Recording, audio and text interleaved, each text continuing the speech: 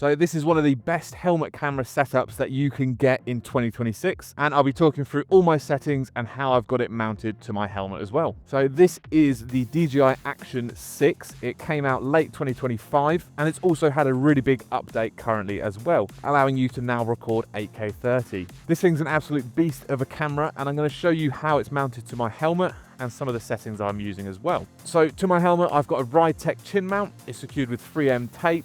Been on about a year and a half, absolutely solid. Obviously other options available like chin mounts themselves. It uses the GoPro slide-in system to mount, so I've got this cheap GoPro curved mount from Amazon, an extender, and then the DJI Magic clip-in mount as well. Now the settings I'm using on the Action 6 to capture footage like this.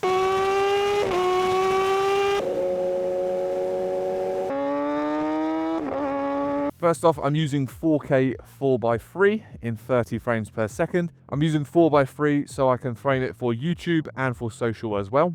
I'm using the Rocksteady plus ultra wide settings. Then I'm using manual exposure, so I've got my shutter at 1/60 with an ND16 filter, so I get that nice smooth motion blur. ISO is set from 100 to 1600, and then my exposure value is plus 0.3. White balance is on auto white balance because you have that amazing auto white balance sensor.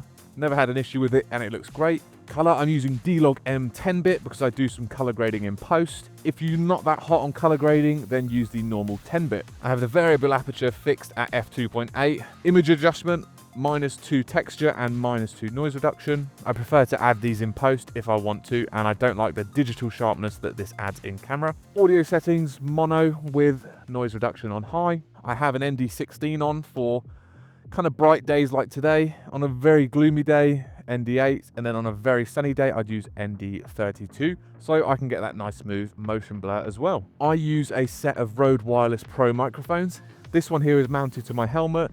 The lav runs up and into the helmet and is then tucked into the cheek pad. This captures my voice for MotoVlogs and when I'm speaking to you now. Then the other Rode Wireless Pro has a fluffy on top.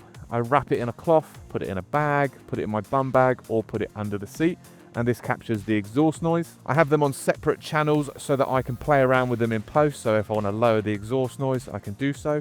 So that is my setup for the Action 6. I believe the Action 6 is one of the best action cameras on the market at the moment. This is what works for me the best, and I would buy this over the Ace Pro 2 because of that new 1x1 sensor, which allows you to capture horizontal and vertical at the same time. Plus you get D-Log M 10-bit color, so it is nicer for color grading as well. Thank you very much for watching. If you have any questions, please drop them in the comment section down below, and I'll catch you in the next one.